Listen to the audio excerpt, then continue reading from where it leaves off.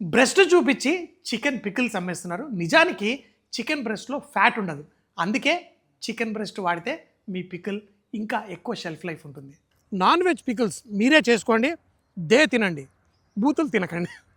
ఒక్క కిస్ ఒక్క కిస్ ఏంద్ర బాబు, ఒక్క పీసు ఈ చికెన్ పికిల్ ఉంటే అన్నాన్ని, పెరుగన్నాన్ని, సాంబార్ అన్నాన్ని, ఆఖరికి ఇడ్లీ దోశను కూడా ఒక లెవెల్కి తీసుకెళ్ళిపోతుంది. ఒక ముక్క తిని చూశాను, కారమే కాదు ఆ గరం మసాలా, మిరియాల ఘాటు అన్నీ పవర్ఫుల్గా తాకింది. బోన్ చేసేటప్పుడు తెలుగు వాడికి ఒక కిక్ ఉండాలి, అప్పుడే వాడు ఫుడ్ని ఎంజాయ్ చేసినట్టు. మరి నిలువు పికిల్స్ ఎందుకు చేస్తారు?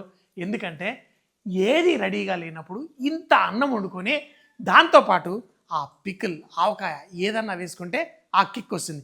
కానీ సిసలైన పెద్ద కిక్ రావాలంటే నాన్ వెజిటేరియన్ పికిల్స్. మరి ఈరోజు చాలా పర్ఫెక్ట్గా, చాలా టేస్టీగా, ఎంతో కిక్ ఇచ్చే చికెన్ పికిల్ మనం చేసుకుందాం.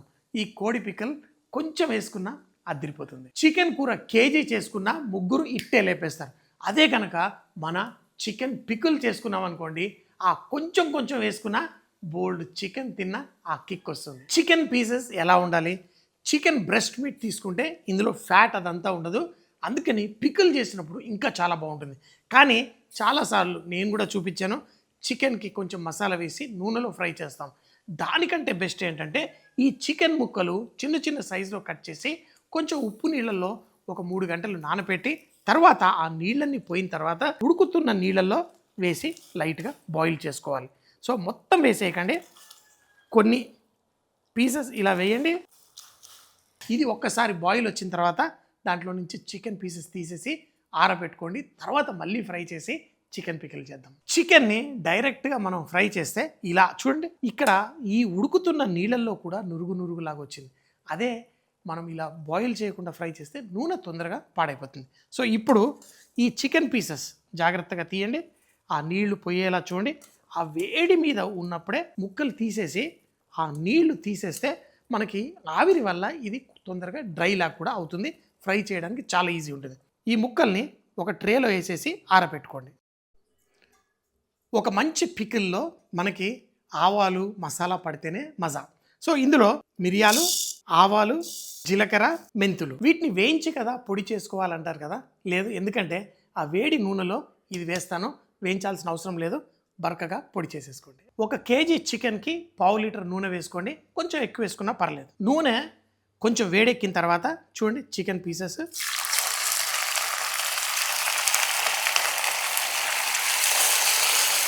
ఇలా వేసి ఈ పీసెస్ని ఇప్పుడు ఫ్రై చేసుకోండి. చికెన్ని హాట్ వాటర్లో లైట్గా బాయిల్ చేసిన చికెన్ని ఇలా వేసుకొని నూనెలో ఫ్రై చేసుకుంటే మీకు చాలా ఈజీగా ఉంటుంది. చికెన్ పికిల్ కూడా నిలువ ఉంటుంది, తొందరగా పాడవకుండా చాలా బాగుంటుంది. ఇప్పుడు ఈ చికెన్ పీసెస్ లైట్గా కలర్ వచ్చేంత వరకు ఫ్రై చేసుకోండి. చికెన్ ఎప్పుడైతే లైట్గా ఆ బంగారు రంగు స్లైట్గా వచ్చిందో ఇప్పుడు ఇందులో వెల్లుల్లి లైట్గా ఫ్రై అయితే బాగుంటుంది. ఇందులో పసుపు అలాగే కరివేపాకు వేసి దీన్ని ఒక్కసారి కలుపుకోండి. ఎప్పుడైతే చికెన్ మరింత కొంచెం ఎర్రగా ఫ్రై అవుతుందో, అంతేగాని ముక్కని గట్టిగా ఫ్రై అయ్యేంత వరకు చేయకండి, పికిల్ బాగోదు. అల్లం వెల్లుల్లి పేస్టు కేజీకి ఒక 50 నుంచి 70 గ్రాముల వరకు వేసుకోండి. ఇలా వేసి ఇప్పుడు దీంట్లో చక్కగా డిస్ట్రిబ్యూట్ చేసి కుక్ చేయండి. ఈ అల్లం వెల్లుల్లి పేస్ట్ కూడా ఈ చికెన్తో పాటు మంచిగా ఫ్రై అయిపోవాలి. ఇంకా చికెన్ పికిల్ రెడీ కాలేదు, అప్పుడే నోట్లో లొట్టలు కారుతున్నాయి. ఇలా ఆ అల్లం వెల్లుల్లి పేస్ట్ కొంచెం కుక్ అయిన తర్వాత మనం ఒక సగం కప్పు ఉప్పు, మనం ఒక 1.5 కేజీ చికెన్కి సగం కప్పు ఉప్పు వేసుకుందాం. వేసి ఇప్పుడు స్లోగా ఈ చికెన్ని దాంతోపాటు లైట్గా కుక్ అవనిద్దాం. ఎప్పుడైతే ఉప్పు కరిగిపోయింది అనిపిస్తుందో అప్పుడు మిగతా మసాలాలు వేసుకుందాం. ఆవాలు, మెంతులు, జీలకర్ర, మిరియాలు పొడి ఉంది కదా, దీన్ని కూడా ఇందులో వేయండి. అంతే. ఇప్పుడు మంట తగ్గించేసేయండి, స్లో మంట పెట్టుకోండి. కొంచెం గరం మసాలా, అవునండి, మన నాన్ వెజ్ పికిల్లో కొంచెం గరం మసాలా పొడి కూడా వేసుకోవాలి. కారం మీకు ఎంత కావాలో అంత వేసుకోండి. దీంట్లో చూడండి, 1 కప్పెడు కారం వేస్తున్నాను. కారం వేసిన వెంటనే స్టవ్ కట్టేసేయండి, ఇంకా కుకింగ్ అవసరం లేదు. స్లోగా మనం దీన్ని కలుపుకోండి. ఈ పికిల్కి అసలు సిసలైన టేస్ట్ ఎప్పుడు వస్తుందంటే ఇందులో మనం నిమ్మకాయ రసం లేకపోతే దబ్బకాయ రసం, లేకపోతే కొంతమంది వెనిగర్ వేసుకుంటారు. ఒకవేళ చింతపండు కనుక మీరు వేస్తే చింతపండు గుజ్జు తీసి బాగా ఉడికించి ఆ చిక్కటి గుజ్జుని ఇందులో వేసి కలిపేసుకోండి. ఏం పర్లేదు, సూపర్గా ఉంటుంది. కానీ ఆ పులుపు ఎంత కావాలో అంత ఉండాలి. ఇలా కలిపిన తర్వాత ఆ నిమ్మరసం వేయకముందు ఇలా ఎంత పొడి పొడిగా ఆ మసాలా అంతా ఎలా ఉంది చూడండి. ఆ వెల్లుల్లి కూడా లైట్గా వేగి ఆ కరివేపాకుతోటి పర్ఫెక్ట్. ఒక ముక్క తిని చూశాను, కారమే కాదు ఆ గరం మసాలా మిరియాల ఘాటు అన్నీ పవర్ఫుల్గా తాకింది. ఇందులో ఇప్పుడు మనం నిమ్మరసం, నిమ్మకాయలు పిండేసి దాని జ్యూసు మీకు ఎంత కావాలో అంత, మా దగ్గర దబ్బకాయ ఉంటే దాన్ని కూడా వేస్తున్నాను. మరీ ఎక్కువ వేయకండి, ఒక గుజ్జులా తయారవ్వాలి, ఆ పులుపు కరెక్ట్గా ఉండాలి అంతే. మరి ఉప్పు మరొక్కసారి దీని అంతా కలిపిన తర్వాత ఉప్పు చెక్ చేసుకోండి. కొంచెం అంత రవ్వంతా ఎక్కువే ఉండాలి. తర్వాత ఒక 2-3 గంటల తర్వాత అది పర్ఫెక్ట్గా కలిసిపోయి పర్ఫెక్ట్గా తయారవుతుంది. ఒక్క కిస్ ఏంద్ర బాబు, ఒక్క పీసు ఈ చికెన్ పికిల్ ఉంటే అన్నాన్ని, పెరుగన్నాన్ని, సాంబార్ అన్నాన్ని, ఆఖరికి ఇడ్లీ దోశను కూడా ఒక లెవెల్కి తీసుకెళ్ళిపోతుంది. ఫ్రిడ్జ్లో చికెన్ పికిల్ ఉందనుకోండి, ఒక బ్యాచులర్ ఫుడ్కి కూడా ఆ 5 స్టార్ లెవెల్ ఇచ్చినట్టే. నాన్ వెజ్ పికిల్స్ చాలా చాలా ఈజీ, ఇంట్లో చేసుకోవడమే బెస్ట్. బయట ఆర్డర్ ఇస్తే మనకి బోల్డ్ ఫిలాసఫీ, నీకు పెళ్ళెందుకురా అని అడుగుతున్నారంట.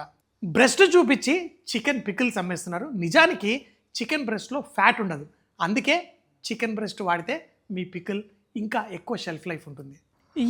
ఎర్రటి అన్నము, ఎర్రటి కోడి అన్నము, కోడి కూసిన వేళ ఎర్రటి కోడి అన్నము. నన్ను పాట పాడొద్దని బతిమిలాడిన వాళ్ళు ఎంతోమంది, కానీ ఈ ఎర్రటి అన్నం ఈ దాంతో ఆ చికెన్ పీసెస్ అక్కడక్కడ తాకుతూ దేవుడా. హైదరాబాద్లో పెళ్ళాం అత్తారింటికి వెళ్ళినప్పుడు ఇలాంటి పికిల్ చేసి పెట్టడం ఆచారం. ఇప్పుడు మర్చిపోతున్నారు, అందుకే మనం చేసుకొని పెట్టుకుందాం. ప్రతి ముద్ద నా సామిరంగా. పెళ్ళాం ఇంట్లో లేకపోతే నాన్ వెజ్ లేనట్టే కదా, అందుకని ఇలాంటి నాన్ వెజ్ చేసుకొని తిని ఫుల్గా ఎంజాయ్ చేద్దాం. ఏమీ అదృష్టము. నాన్ వెజ్ పికిల్స్ మీరే చేసుకోండి, తినండి, బూతులు తినకండి.